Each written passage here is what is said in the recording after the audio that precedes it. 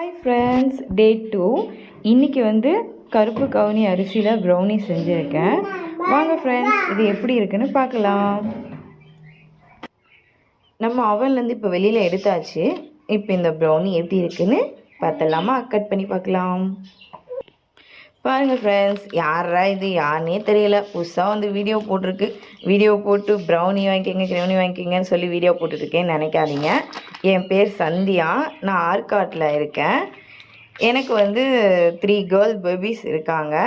நான் எதனா வீட்டில் தான் இருக்க பசங்க இருக்கனால, ஸோ நம்ம எல்லாம் ஜாபுக்கு எதனா போகணுன்னு பார்த்தா பசங்கள் தரைங்களாக இருப்பாங்க.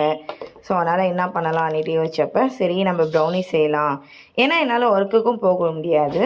ஸோ ஏன் என்னால் ஒர்க்குக்கு போக முடியாதுன்னா எனக்கு ஹார்ட்டில் ஹோல்ஸ் இருக்குது. ஸோ அந்த காரணமாக எனக்கு எப்போ பார்த்தாலும் நெஞ்சு வலிக்கும். அதனால் என்னால் ஒர்க்குக்கு போக முடியாது.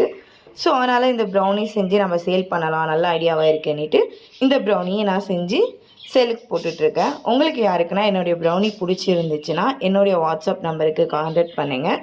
என்னுடைய ப்ரௌனி உங்கள் எல்லாருக்கும் வந்து சேரும்.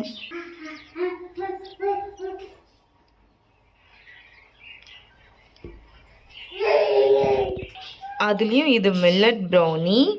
ஸோ இன்றைக்கி வந்து நான் கருப்பு கவுனி அரிசி வச்சு தான் ட்ரை பண்ணியிருந்தேன். இது வந்து எக்லெஸ் ப்ரௌனி, பார்த்துக்குங்க நல்லா எப்படி இருக்குன்னு. இது வந்து எக்லெஸ் ப்ரௌனி. உங்களுக்கு யாருக்குன்னா வேணும்னா என்னுடைய வாட்ஸ்அப் நம்பருக்கு கான்டாக்ட் பண்ணுங்கள்.